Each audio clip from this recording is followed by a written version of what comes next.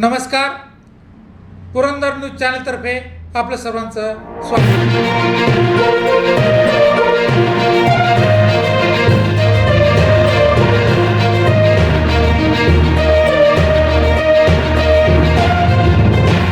नमस्कार, पुरंदर न्यूज चॅनलमध्ये आपलं सर्वांचं स्वागत आहे. शिवरी गावामध्ये आलेलो आहोत. भारतीय जनता पक्ष कार्यकर्ते इथं प्रचार करत आहेत. काय नाव तुमचं? किशोर बापूराव इंगळे.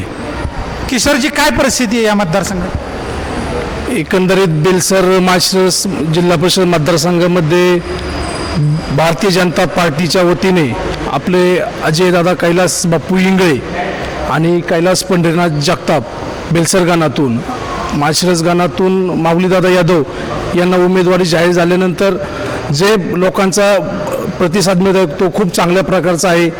आमच्या अजयदादाबद्दल बोलायचं राहिलं तर त्यांचं एज्युकेटेड उमेदवार आहे आणि त्यांचं पहिल्यापासून या आमच्या इंगळे घराण्याला सामाजिक राजकीय एक वारसा आहे. त्या माध्यमातून 24 तास समाजासाठी झटणारं नेतृत्व आहे.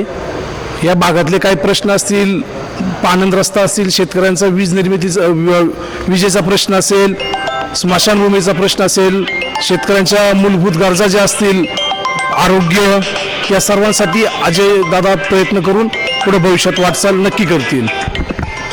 निवडणुकीच्या रंगत आणि निकालाबाबत काय सांगतात? खूप चांगला प्रतिसाद आहे. एकंदरीत पूर्ण बेलसर माळशिरस जिल्हा परिषद गटात तिन्ही उमेदवार उच्चांकी मताने विजयी होतील असा आत्मविश्वास आहे.